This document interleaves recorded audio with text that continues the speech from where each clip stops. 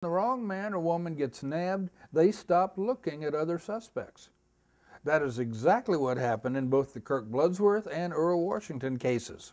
As a religious person, I'm still conflicted. On the one hand, an eye for an eye comes from Bible teachings. And on the other hand, mercy towards sinners is also emphasized in the Bible. I guess I'm still on the fence. Well, I think Mahatma Gandhi got it right when he said, "An eye for an eye, and the whole world is soon blind."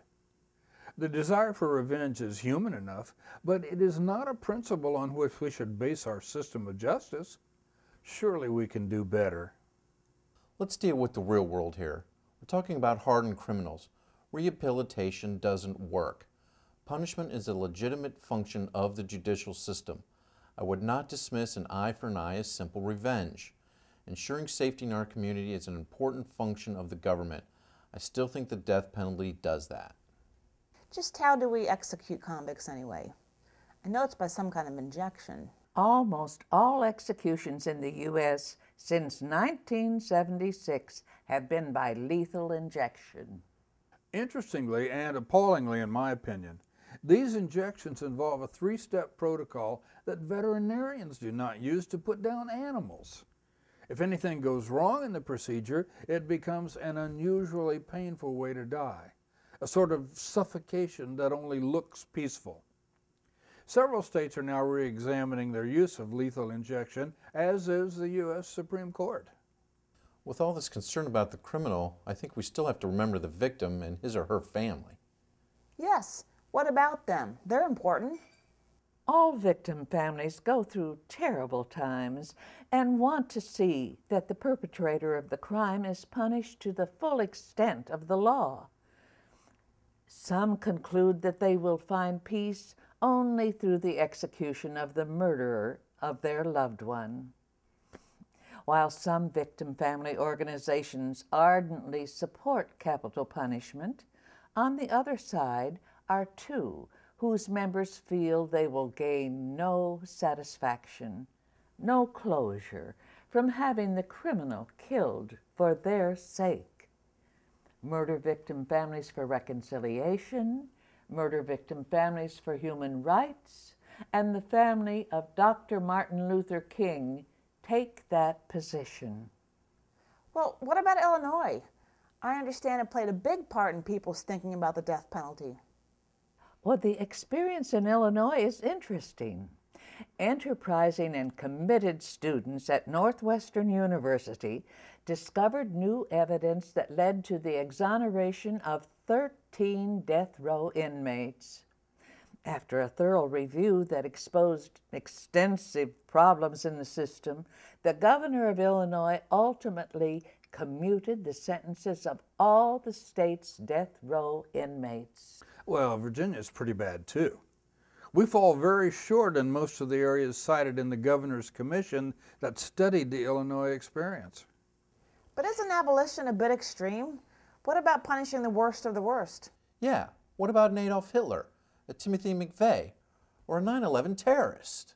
I can't justify, no one can, terrible acts like those you're talking about. But we're talking about people who are almost by definition unbalanced, or in the case of suicide bombers, at least seriously delusional and seeking some kind of martyrdom. We, however, have no such defense for ourselves. We are rational humans. And when we decide to execute someone, we do so with full consciousness and all of our faculties. We used to cut off the hands of pickpockets and drawn quarter traitors, but we stopped all that years ago. Not because we sympathized with thieves and traitors, but because we came to feel that such punishments were no longer consistent with our self-respect. The same goes for our current execution, where our representatives carry out senseless, premeditated killing in our names. I heard somewhere that we go so far as to apply heavy medication to temporarily cure mentally ill inmates so we can execute them in a state where they are technically no longer mentally incompetent. Well, the fact that death row inmates like Kirk Bloodsworth, Earl Washington, and the Illinois prisoners were exonerated just proves that the system basically works, doesn't it? I don't think these people should have been on death row in the first place. Well, the defendant may not have committed this specific crime, DNA or whatever may have gotten him off, but he's probably done something equally bad anyway, so it was just a technicality. Well, that's certainly a common sentiment, but it's not true for Kirk Bloodsworth, whose lifelong neighbors still treated him as a criminal even after his exoneration and the crime-free life he's led both before and after his incarceration. The main arguments, irreversibility, fairness, deterrence, cost, the rational arguments, all seem to support abolition of the death penalty.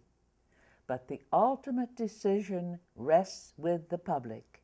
This is a deeply emotional issue, one which for many people has a significant moral dimension. Well, who do you see as a model for spiritual and moral guidance on this issue? Is it the angry mob shouting, "Kill, kill, kill"? Or is it the Pope, the Dalai Lama, Martin Luther King, Gandhi? What great moral leader urges the killing of convicts? Well, where you come out on this matter may depend on your emotional and spiritual inclinations. But whether or not you support total abolition, you may wish to support a moratorium on the death penalty until problems with the current system have been fully addressed. Well, what do you recommend? What can a single person like me do? What can you do? Well, discuss the subject with friends and associates. Consult informative websites and books. Share your views with others. Write your elected representatives and media. Well, however you come out on this matter, I hope you will get involved and be prepared to take action in support of your position. This is no time to remain silent. The stakes are literally a matter of life and death.